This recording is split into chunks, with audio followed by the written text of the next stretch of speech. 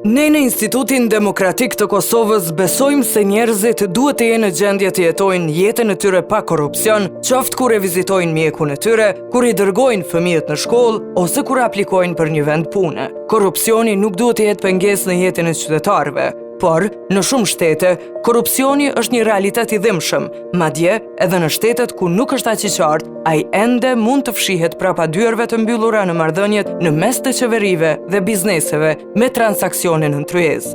Por nuk ka rëndësi se ku është i përhapur korrupsioni. Ne duhet të shikojmë thellë në institucionet shtetërore për të kuptuar se pse kjo po ndodh dhe çfarë mund të bëjmë për ta ndaluar. Kosova është një prej shteteve me nivelin më të lartë të korrupsionit në rajon. Sipas indeksit për perceptim të korrupsionit, Kosova zë vendin e 103 prej 168 shteteve me 33 pikë nga 100. KDI vlerëson që Kosova nuk ka shënuar progres të mjaftueshëm në luftën kundër korrupsionit në 4 vitet e fundit, duke u bazuar në studimin e saj të fundit të vlerësimit të integritetit institucional i bazuar në 3 të gjetura kryesore. Së pari, legjislacioni në Kosovë është kryesisht adekuat, mirë po, zbatimi në praktik ka mbetur shumë mbrapa.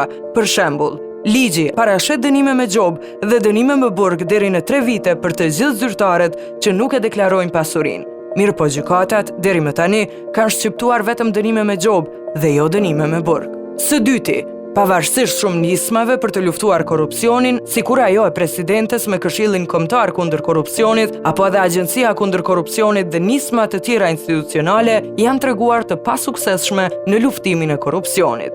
Dhe së treti, të gjitha mangësitë në bashkëpunim në mes të organeve të rendit dhe ligjit dhe nismave të tjera antikorrupsion janë si rezultati mungesës së vullnetit politik për të luftuar korrupsionin. Në vend të zbatimit të legjislacionit dhe të strategjive ekzistuese antikorrupsion, ka tendencë të hartimit të strategjive dhe legjislacionit të ri sa për të dukur në publik se po luftohet korrupsioni.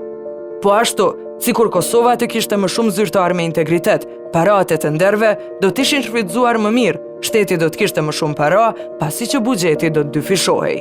Problemi kryesor është mungesa e vullnetit politik për ta luftuar korrupsionin. Në fakt, partitë politike të cilat udhëheqin me qeverinë e Kosovës e kanë politizuar skajshmërisht prokurimin publik dhe paratë e taksapaguesve i kanë vënë në shërbim të tyre dhe për grupe të tjera të ngushta të interesit.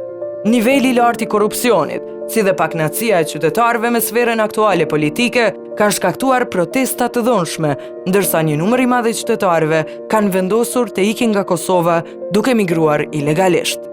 Ka shumë elemente kritike për trajtimin e korrupsionit, duke filluar prej qeverisë dhe politikës, bizneseve dhe mediat. Ne kemi identifikuar institucionet kyçe që luajnë një rol në shoqëri.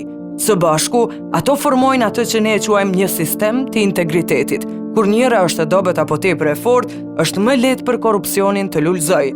Por sa më mirë këto institucione funksionojnë së bashku, aq më mirë një shtet është në gjendje të parandalojë, identifikojë dhe të luftojë korrupsionin.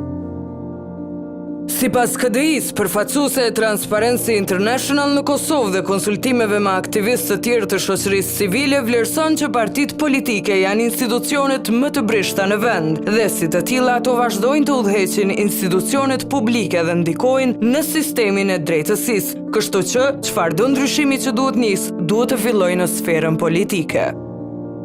Vlerësimi i sistemit të integritetit shërben si vegël për të identifikuar problemet dhe zgjidhjet e tyre në luftën kundër korrupsionit. Deri më tani, më shumë se 100 shtete kanë përfituar nga ky vlerësim. Mësoni më shumë për nivelin e integritetit në shtetin tuaj në www.transparency.org.